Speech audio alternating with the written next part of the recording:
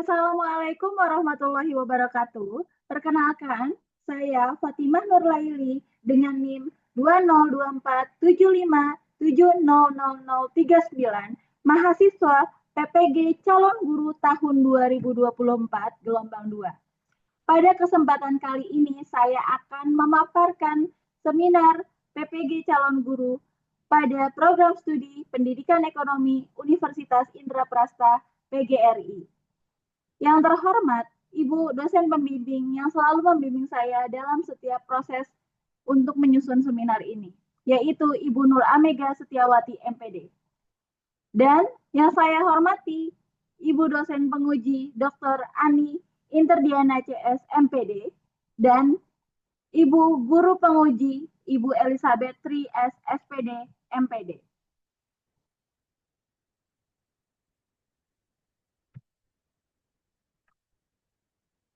Pada kesempatan kali ini saya akan memaparkan beberapa hal. Yang pertama adalah identifikasi diri, lalu refleksi pengalaman belajar bermakna pada mata kuliah yang bermakna.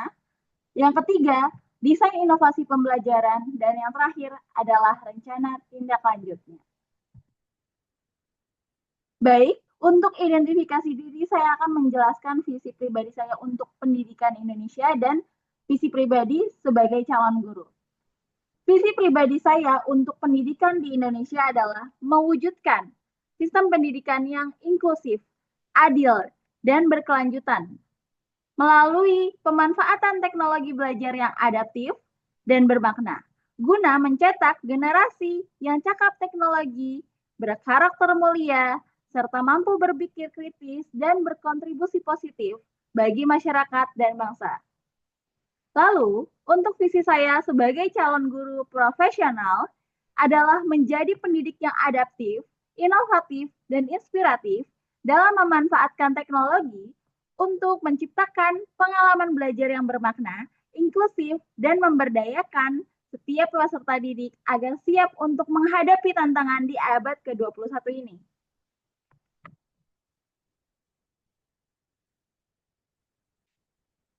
Berikut adalah beberapa hal yang dapat saya lakukan untuk bisa mencapai visi tersebut. Yang pertama adalah mengintegrasikan teknologi secara bijak dalam pembelajaran.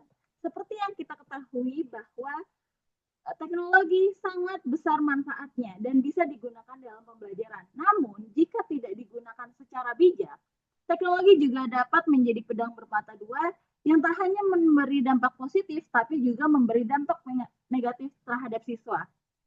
Maka dari itu, perlu dilakukan beberapa hal yang perlu diperhatikan untuk dapat memanfaatkan teknologi.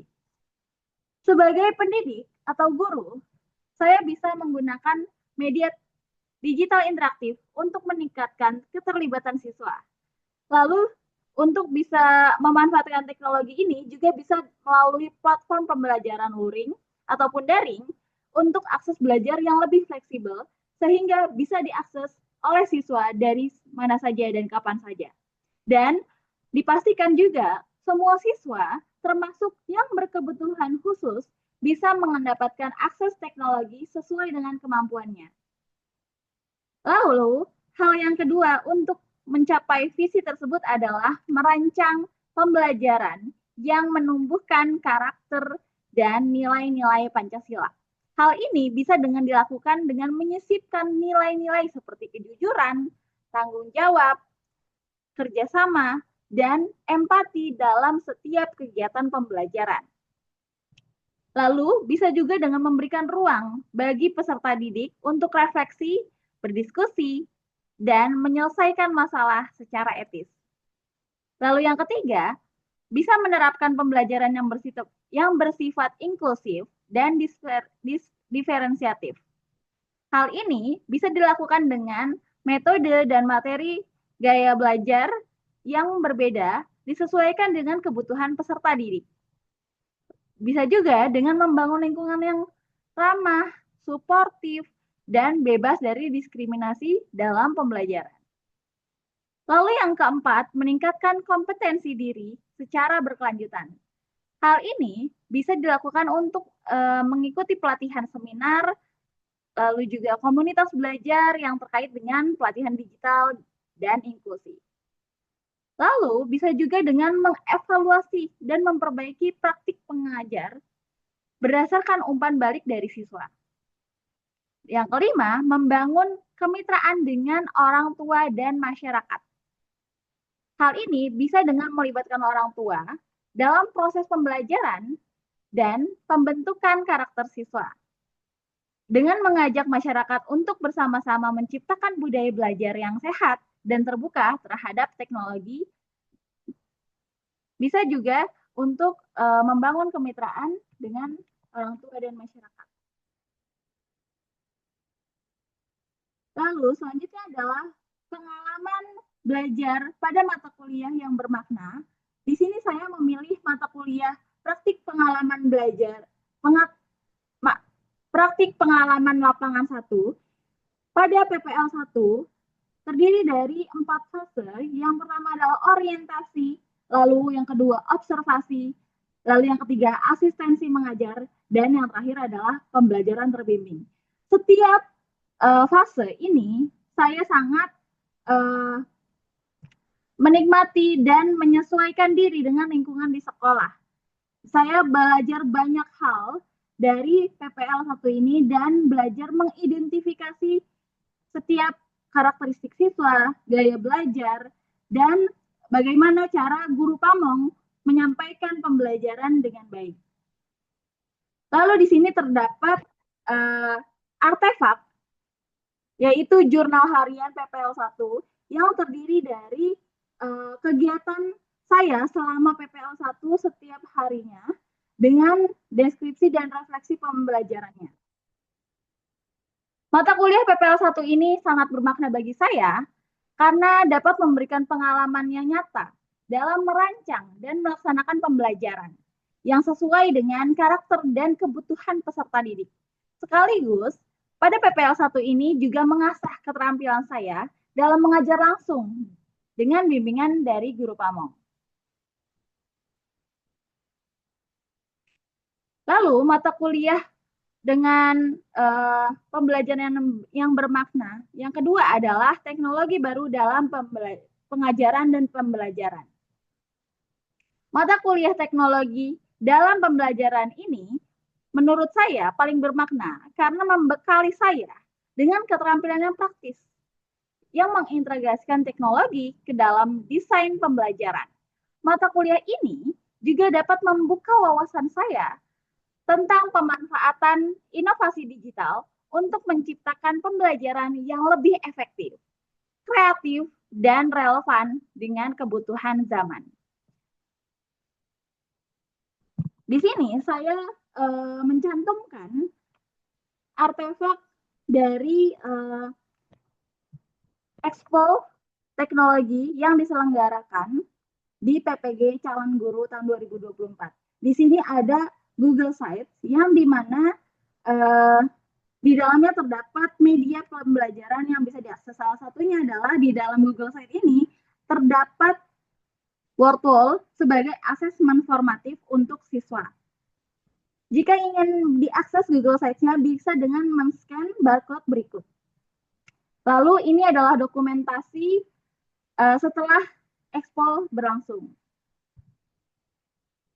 Selanjutnya adalah desain inovasi pembelajaran. Di sini saya mencantumkan modul ajar yang dapat diakses melalui barcode berikut.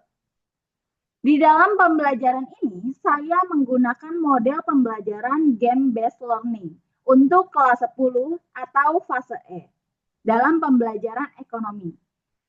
Game-based learning ini saya menggunakan quiz dari platform Z-Quiz dengan menggunakan mode Squid Game, yang dimana Squid Game ini sangat relevan dan dekat dengan siswa, yang dimana pada saat saya menerapkan game ini, baru saja rilis film Squid Game 2 yang masih hangat diperbincangkan oleh siswa, sehingga saya menghubungkan pembelajaran ekonomi dengan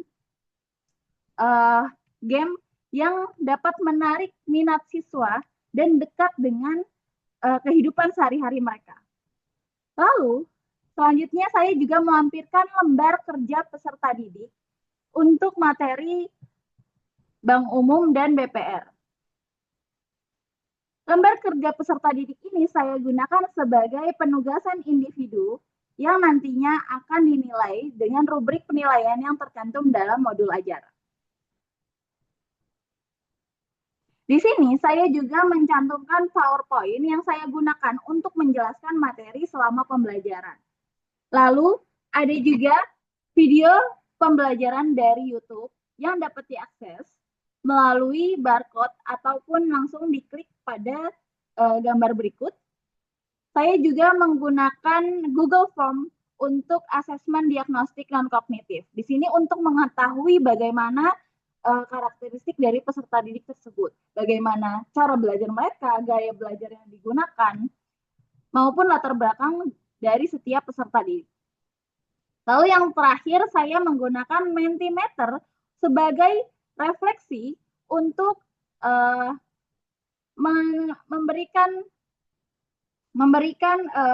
umpan balik dari siswa yang bisa saya tanyakan melalui Mentimeter ini. Seperti contohnya, apa saja sih yang ingin dipelajari lebih lanjut dalam pembelajaran ekonomi. Semua perangkat ajar ini bisa diakses melalui barcode yang sudah saya cantumkan. Selanjutnya adalah rencana tindak lanjut. Berdasarkan visi misi yang saya sampaikan sebelumnya, saya akan menyampaikan rencana tindak lanjut yang bisa menjadi langkah selanjutnya untuk dapat memperbaiki maupun meningkatkan pendidikan di Indonesia. Yang pertama adalah integrasi teknologi dalam pembelajaran. Untuk meningkatkan integrasi teknologi dalam pembelajaran bisa dengan menggunakan LMS ataupun kuis digital seperti Z-Quiz yang sudah saya terapkan sebelumnya, maupun dengan penerapan video pembelajaran. Lalu bisa juga dengan mendesain asesmen yang berbasis proyek digital, seperti pembuatan infografis melalui Canva ataupun melalui website lainnya. Yang kedua adalah penguatan nilai karakter dalam kegiatan pembelajaran. Tentunya untuk menciptakan peserta didik yang berkarakter mulia, harus melakukan tindak lanjut, salah satunya bisa dengan memasukkan refleksi karakter, bisa dengan melakukan jurnal harian, atau memberikan ruang untuk kegiatan kolaborasi digital pada siswa. Lalu yang ketiga, pendekatan pembelajaran yang inklusif dan diferensiatif, sehingga semua siswa tanpa terkecuali, termasuk dengan siswa yang berkebutuhan khusus, dapat mengakses pembelajaran dengan baik. Hal ini bisa digunakan dengan menggunakan berbagai metode pembelajaran yang variatif. Karena setiap siswa pasti memiliki gaya belajar yang berbeda, seperti visual, audio, maupun kinestetik. Dan bisa juga dengan menyediakan materi dengan variasi kesulitan dan format aksesibilitas yang berbeda, karena setiap siswa memiliki kemampuan di level yang berbeda. Lalu, ada peningkatan kompetensi profesional. Sebaiknya, guru-guru tetap mengikuti pelatihan guru terkait edutech dan pembelajaran sosial emosional untuk dapat mengikuti perkembangan teknologi dan bisa menerapkan pembelajaran sosial emosional untuk membentuk karakter siswa yang mulia. Lalu bisa juga aktif dalam berbagai komunitas belajar guru yang berbasis teknologi, sehingga guru tidak ketinggalan zaman dan dapat menyesuaikan pembelajaran dengan kondisi siswa yang sudah melek dengan teknologi saat ini. Dan yang terakhir, menjalin kolaborasi dengan orang tua maupun masyarakat. Hal ini bisa dilakukan dengan mengadakan pertemuan orang tua, baik secara daring maupun luring, untuk berbagi kemajuan siswa. Dan bisa juga untuk melibatkan masyarakat dalam pembelajaran kontekstual berbasis proyek. Misalnya, siswa diminta untuk mewawancarai UMKM untuk menanyakan perihal bagaimana cara menghitung labanya atau bagaimana cara melakukan inovasi produk dalam pembelajaran ekonomi tentunya. Baik, sekian dari saya.